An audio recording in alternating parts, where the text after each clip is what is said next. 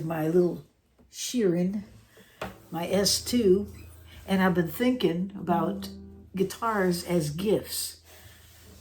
Did you receive a new gift this Christmas and it's a guitar? Or maybe you're anticipating getting one. Oh my goodness, that is so awesome. If this is your first guitar especially, it's a very special time, and what a wonderful gift to get from someone. If you open up a gift like that, stand up and jump up and down. I know I cried. I always cry over stuff. So, hey, I cried my first guitar, and I'll cry my last guitar. It's just something about getting a guitar. It's special. It's kind of like getting a puppy. Anyways, that's another good reason to cry when you get a puppy. If somebody thought that much of you to buy a special guitar like that, you definitely want to spend the time and learn how to play it. So it's somewhere down the road you can play a song for them. And but there's place to start. There's things you have to do to play that guitar right off the bat. And it takes time. And I know a lot of people get guitars. I forgot what the percentage is of people that they don't follow through with it. And I probably shouldn't tell you anyways, because I don't want you to think you can't do it. You can do it. And that's half the problem. If you believe you can't, that's a problem. But if you can believe the fact that you can learn how to play guitar, anyone can. And, sure, you might not play like Tommy Emmanuel, or maybe you will. I don't know. But either way, you can have fun with it. You can have fun at whatever level you end up at. So if you get a guitar, just understand that you're going to take some time to learn about things. I think the first place to start is to learn about your guitar. Know how to tune it. When you pull it out of that packaging, you rip off that bow, or maybe they made you close your eyes and they walked in the room and put it in front of you. You pick it up and you strum it, and it's probably out of tune, unless somebody there knew how to tune it. They've already tuned it up for you, and wow, that's awesome. But if it's probably out of tune if nobody knows anything about it, okay? So that's the first thing you have to do, is learn how to tune your guitar. And there's a number of ways to go about getting the right pitch to tune your guitar.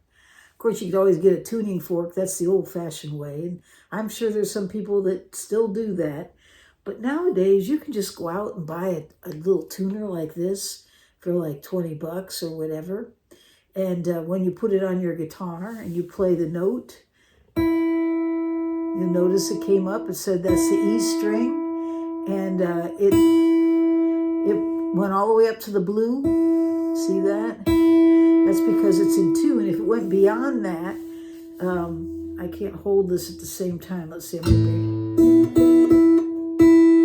Let's bring it. That's flat. See? It doesn't go all the way up. Now I bring it up.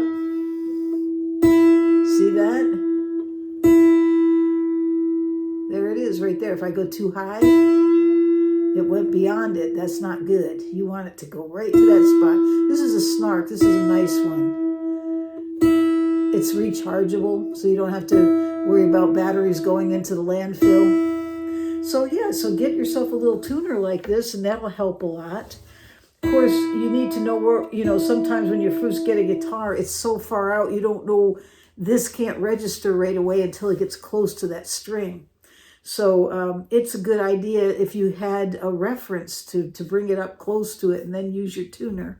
Like, for instance, I could just play this right now and say, that's what you want right there. You just get your guitar and start tuning it up until you hear it sounding close to the same.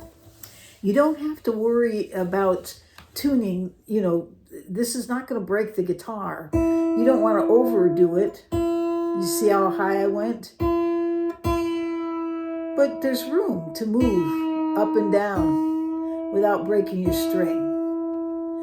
See that? So you don't have to worry, but don't put your eyes by it or anything. Don't let any child or someone be in front of it while you're tuning your guitar, because if that string snaps, it could hit them. So you don't want to do that. But at the same time, it's really pretty safe. If you're just sitting here like this, you got your tuner up on your headstock like this, and you're looking at it and bringing it to pitch. So there's the E, and there's the B, and I'm looking to make sure it's in tune, which it is. So you should, your guitar should sound like that. And there is a G string, that's flat. Let me fix it. There we go. Okay, there's the D string. There's the A string.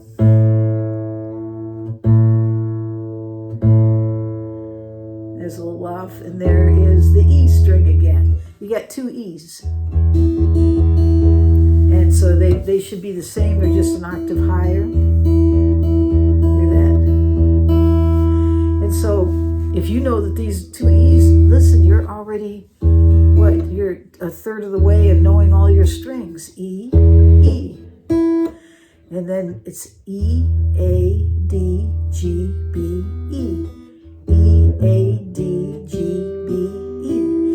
You have to learn that. You got to know that. It's something you just have to be able to say and be able to know it backwards and forwards, okay? So that's a good thing to practice every day, is to go over your strings and say that E, A, D, G, B, E, and learn that, okay? So because it's an important reference, okay? So now that being said, tuning your guitar is the number one thing you have to do. Otherwise, you can't move anywhere with your guitar. You can't do anything with it. It won't sound right. And that is standard tuning, by the way. There's many ways to play a guitar. There's many ways to tune the guitar. This is E, A, D, G, B, E. There's some people that like to tune it D, A, D, G, A, D, or D, A, D, F sharp, A, D. I don't know. There's just different ways to do it. And so, there's multiple ways to tune a guitar, but standard tuning is the most popular. And most of the chords that you see are going to be in standard tuning. And most of the songs that you find, the easy ones to start with, like Country Road, those are all using your 6-string guitar and standard tuning. And so tune your guitar to standard tuning to start with, and you're going to start out by finding some easy chords. I'm going to suggest 5 chords to start with, but eventually you need to learn many chords, including power chords, and I think those should be learned early on. And I'm not going to go into detail on them, but I don't think it's something that only a more advanced player needs to know. I think everyone needs to know it. Whether you're a beginner or advanced, you need to learn power chords. They'll move you along faster, and they're easy to do. They sound great, and it just helps you learn your fingerboard. So that being said, and I don't want to get too far ahead, and this is just a short video, so I just wanted to tell you the first things that you need to do if you just got a guitar for Christmas, okay? So first things first, pull it out of package, get excited, just enjoy, and if you cry loud. It's okay. It's a good time. It's a special time for you and for the person that's giving it to you as well. So there you go. You've got your guitar. Now you've got it in tune. And learn your guitar. Get to learning the different parts. Learn about, what is the saddle, and what are these little lines here? They're frets, and what are these up here? These are tuners, and this is the headstock. And learn about your guitar and get comfortable with it. Don't be afraid of it. If you get comfortable with it, it become a friend to you. And I like to there's different ways to hold a guitar, and also there's different styles of guitar playing, so there's different ways to hold it. There's different ways to hold it, even using a guitar strap. And by the way, that's a good thing to invest in, is to get a really good guitar strap to go along with your guitar. And if you don't have a strap button up here, if it's not there, you need to get someone to put one on. It really helps a lot. But I'm getting out of sequence here. Learn your guitar, learn the parts. You can find a lot of videos that teach that. I might do a series this year. I might just sit down and go through, just bite sizes, like what are the parts of the guitar? How do you tune your guitar? How do you hold your guitar? And just do, you know, one after another and put them out. In fact, that's kind of a goal for this year for me, is to have one folder that I can put all these in, that you could go to and say, okay, I'm going to do number one, I'm going to do number two. And as you go through it, you'll get these little steps down. So learning the parts of your guitar, learn to be comfortable with your guitar. If your guitar, when you start putting your fingers down on it, if it feels like it's hard to press down, you probably need to take it to someone and get it set up right. It's very common for companies when they make guitars to leave the strings kind of high, because they expect you to get it adjusted to what you're comfortable with. Put some, strings on it that feel comfortable. Could be 12s, 53 12s, or it could be lighter. You might want to start with 11s. That means the gauge is 11 here. Right now I have a gauge that's 12. It's a little heavier. So if getting your fingers broken in, you might want to get the guitar set up with light strings by someone that knows how to do it, and get that action down low so that when you start making your chords, it won't hurt as much. It won't be as uncomfortable.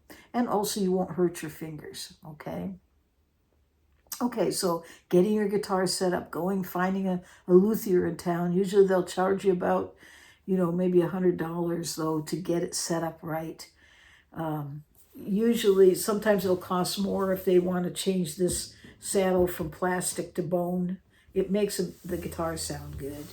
And same thing with a nut. Sometimes it doesn't have to be done. I'm just saying, if they say, do you want to change it? Just be aware it's going to cost a little more. But for the parts that are there, they can adjust them by adjusting a truss rod or shaving off a little bit off the saddle. Or, however they go about it, they know how to do it and to make it comfortable for you. So get it set up so that it's comfortable. When you get your guitar, I personally think that leaving it where you can easily get to it, so that you spend 15 minutes here and there playing on it. If it's put away in a closet some places, some chances are you're not going to pull it out frequently, and that's a disadvantage. Now, I know a lot of people are afraid something could happen to it. If you have children running around the house, you definitely don't want it to be someplace where they're going to be grabbing it, knocking it over, or whatever. But if you're like me, I have guitars all over the place, and I've been doing this I have guitars that are available by my bed, by, different places, and it has not hurt them. Of course, I don't have children running around, but I haven't noticed any damage from it. It's actually been an advantage because I practice more and spend more time with it, because there's one right there. Something comes to mind, I can pick it up and try it. So having it available, I think, is important. Knowing how to hold it. In my case, I like to I sit in a chair, and I have one of these Nike. This is a block that's for exercising. I use it under my foot. I just set it down, put my foot on it, and then my knee is right here, and this is just setting like that. Everybody there's not a one way to do it, but this to me is comfortable. My shoulders straight, and there it is.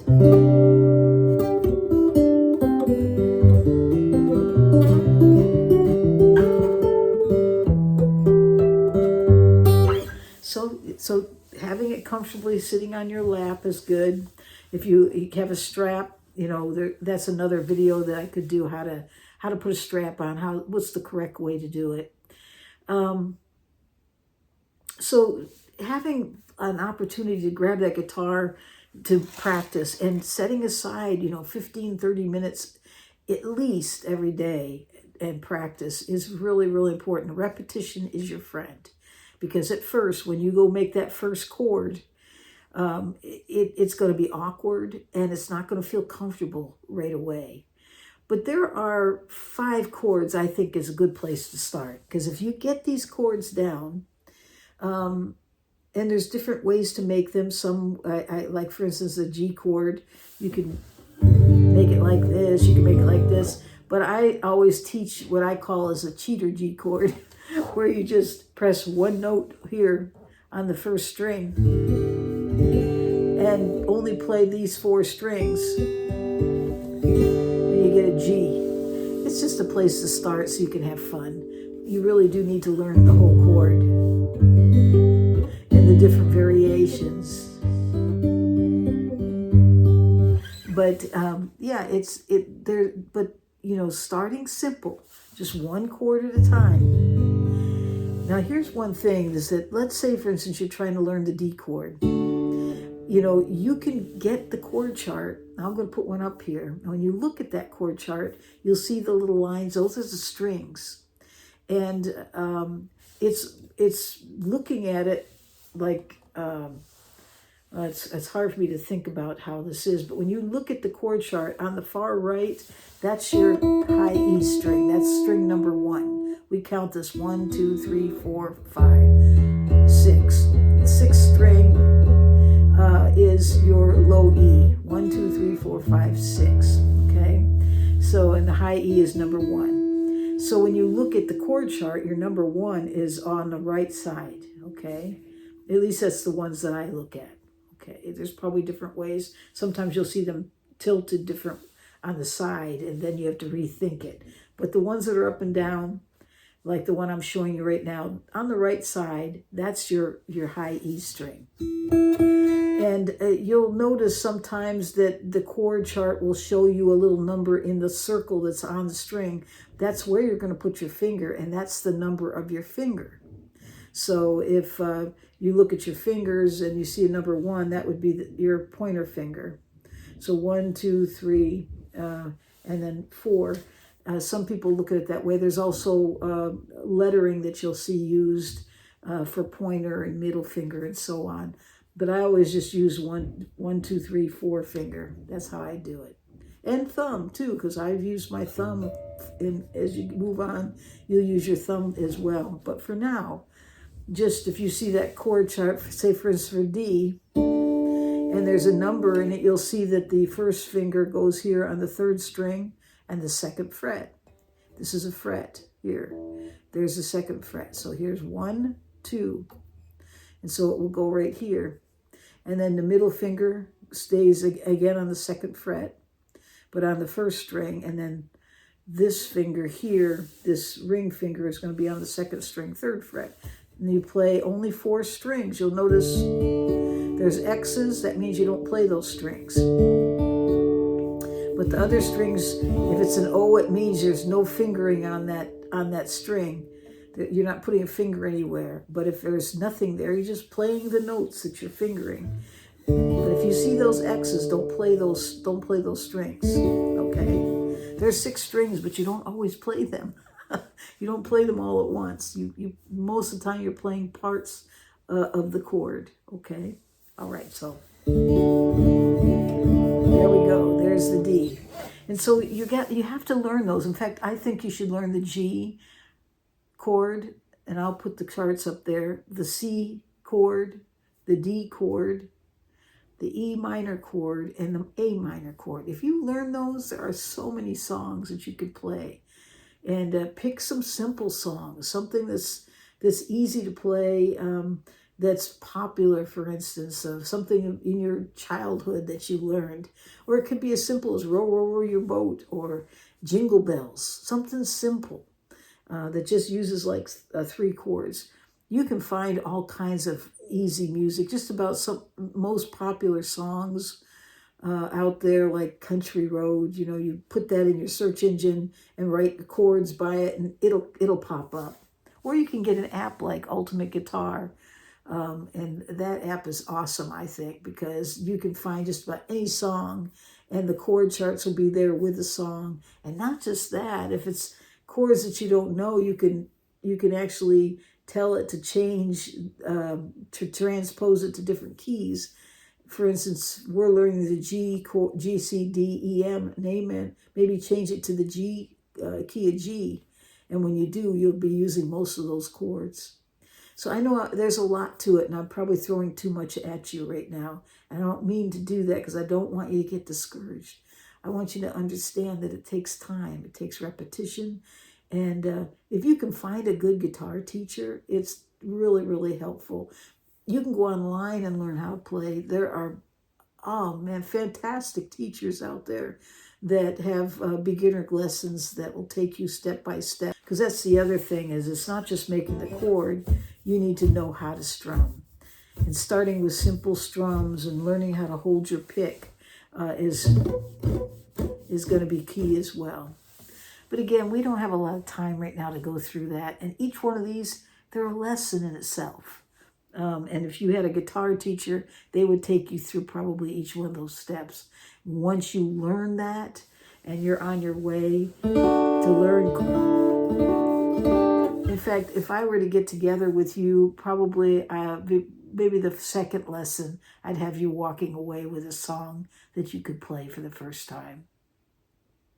It takes time. I definitely will have given you a few chords. I would tell you to play the D, the G, the C, and the E minor.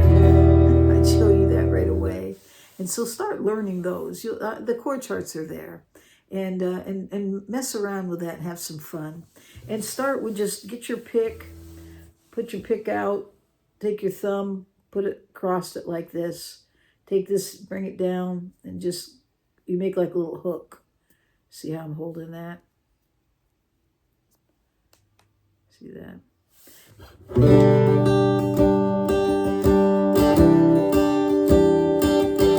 And my hand's very loose right now. I'm not holding it stiff. I don't play the guitar like this. It's just careful, smooth.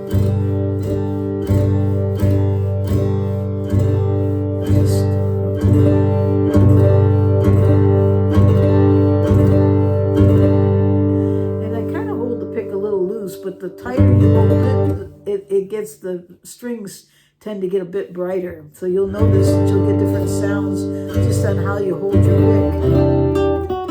You'll notice you get different sounds just by what pick you use. So, and what thickness of pick you use. So you can see there's all kinds of things you need to learn, and you will learn them as you move along through this journey. It takes time, and you have to spend time with each of those lessons. Don't skip them. And learn them and play around with them and have fun. I think that is the most, at whatever level you're at, have fun. It doesn't matter if you play like a virtuoso or if you just, you're at the beginner level. It doesn't matter. You can have fun with it and enjoy it. And there's an old scripture that says, don't despise the day of small things. Don't do that. Have some fun with it. Have fun with whatever level you're at. And it'll become a good friend to you. Okay, so I'm going to leave it right there.